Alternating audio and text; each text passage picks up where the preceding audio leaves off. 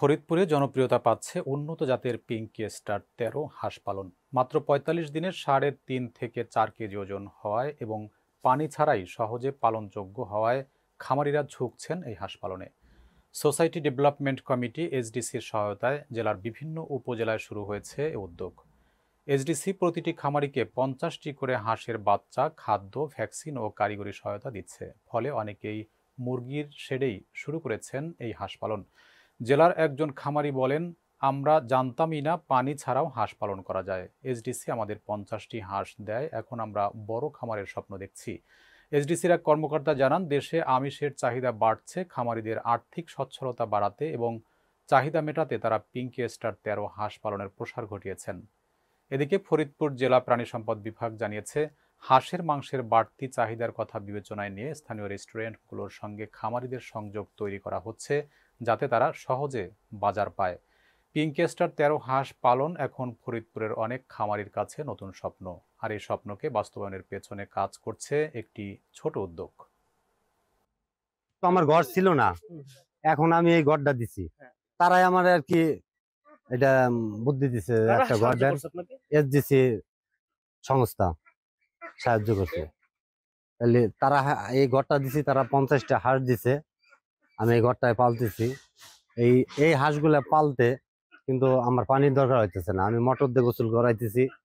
এই যেরকম ব্রয়লার মুরগি পালে ওইভাবে আমি পালতেছি, মানে এইটা তো আমার পানির কোনো প্রয়োজনই পড়তেছে না। খাবার দিতেছি, ফিড খাওয়াইতেছি, ওষুধ লাগতেছে ওষুধ দিতেছি, মানে সারা দরকার নাই। আর আমার হাঁসটা খুব দ্রুত আর কি বেড়েও গেছে, মানে ইয়ে হয়ে গেছে। কিন্তু আমি আশা করতেছি যে এই হাঁসটা আমি লাভবান হব। এসডিসি সংস্থায় আমার শুধু হাঁস দেয় না, হাঁসের খাবার দিছে, ভ্যাকসিন দিছে। হ্যাঁ, এখন আমাদের এসডিসি থেকে 50টা হাঁস দিছে, এটা পালতেছি, অনেক বড় হয়ে গেছে, বিক্রি করব। আর আমি এই খামারটা বড় করব। কি হাঁস পাইলে আমার এসডিসি থেকে কিছু লোন দিলে আমার ইচ্ছা আছে, এই হাঁস পাইলে আমি লাভবান হব, অনেক বড় করব হাঁসের খামারটা। দেখতে সুন্দর, অনেক লোকজন আসে দেখার জন্য, এটা চাহিদাও বেশি, খাওয়ার জন্য কিনে নেয় অনেক লোকজন। ওই আমাদের ফোন দিয়ে বলে যে পিকি হাঁস আছে নাকি, এর জন্য এটা আর কি খামারটা করছি। খামারটা আমি হাঁস পাইলে বড় করবো। হ্যাঁ, আমার অনেক ইচ্ছা আছে যে আমি ৪-৫০০ হাঁস পালবো, পিকি হাঁস। আমি অনেক খামারটা বড় করব, এটা চাষ করব, এটা অনেক আশা আছে আমার। আসলে আমি তো সোনালী মুরগির খামার আমার, তাই এসডিসির কর্মকর্তারা আমার এই খামার দেখে, দেখার পরে ওনারাই আমাকে পরামর্শ দেয় হাঁস লালন পালন করার, এবং 50টা হাঁস ওনারা আমাকে দেয়। তা ওইটা থেকেই শুরু আমার। এরপরে 200 এভাবে করতে থাকি। তাই এখন আমার ইচ্ছা আছে আমি 500, 1000 এভাবে লালন পালন করব। এই হাঁসটা পানি ছাড়া লালন পালন করা যায়, দেশি হাঁসগুলো তো পানি ছাড়া করা যায় না, যে কারণে আমি এই হাঁস পালনে উৎসাহিত বেশি হয়েছি। এবং আমার আশপাশের অনেকেই দেশের ক্রমবর্ধমান জনসংখ্যার যে আমিষের চাহিদা, সেটা দৈনন্দিন দিনকে দিন বেড়েই যাচ্ছে। সেই আমিষের চাহিদা পূরণ এবং পাশাপাশি খামারিদের আর্থিক সচ্ছলতা আনয়নের জন্যে আমাদের পোল্ট্রি সেক্টরের পাশাপাশি হাঁসের এই সেক্টরটাও কিন্তু দিনকে দিন বাড়তেছে। কারণ এই আমিষের চাহিদা যদি পূরণ করতে যাই, আমাদের অধিক আমিষ উৎপাদন জরুরি হয়ে পড়ছে দিনকে দিন।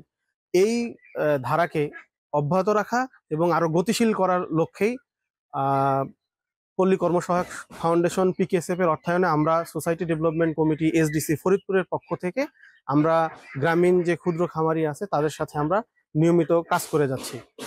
এই খামারিদেরকে আমরা আমাদের এই বিভিন্ন কারিগরি সহায়তার পাশাপাশি, পরামর্শের পাশাপাশি আমরা পেকিং জাতের হাঁস 50টি করে পেকিং জাতের হাঁস দিচ্ছি। সেই সাথে হাঁসের ফিড এবং হাঁসের ভ্যাকসিন করানো থেকে শুরু করে তাদের পরিচর্যা, খামার ব্যবস্থাপনা, বায়োসিকিউরিটি এবং লালন পালনের বিভিন্ন বিষয়গুলো দিক নির্দেশনামূলক পরামর্শ আমরা তাদেরকে দিয়ে যাচ্ছি।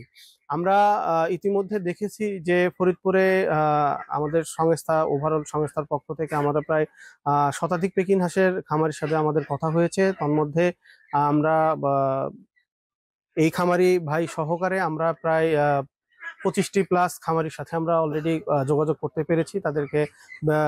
তাদের মধ্যে অনেককে আমরা আর্থিক এবং কারিগরি সহায়তার মধ্যে নিয়ে আসতে পেরেছি এবং আমরা চাচ্ছি যাতে ফরিদপুর তথাপি সারা দেশে যে পেকিন হাঁসের যে এই জাতের হাঁস পালনের যে একটা গতিশীলতা আসছে, এটা আরো উত্তরোত্তর বাড়বে, দেশের আমিষের চাহিদা পূরণ হবে এবং সাথে সাথে আমাদের যে খামারি ভাইয়েরা আছে যারা এই সেক্টরে কাজ করতেছে তাদের একটা আর্থিক সচ্ছলতা, তাদের পারিবারিক আর্থিক সচ্ছলতা যাতে আসে, আমরা এই লক্ষ্যেই কাজ করে যাচ্ছি।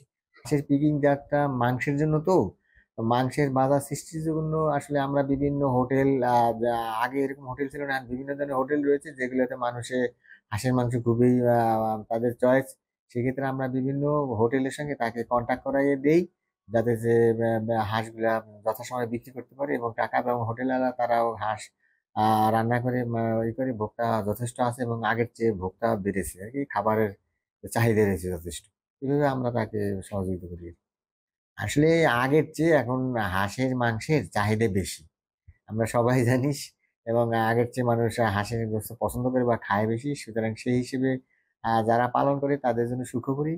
আমরা এটুকু করি যে সে বিক্রি করার জন্য আমরা বিভিন্ন হোটেল তাদের হোটেলের সঙ্গে সংযোগ করাই দিই, হোটেলেরা তারা কিনে নিয়ে ওটা পাক করে এবং রান্না করে সাধারণত যারা খায় বিক্রি করতে পারতেছে। এটা একটা আমরা এইভাবে এই বিষয়ে আমরা সহযোগিতা করি।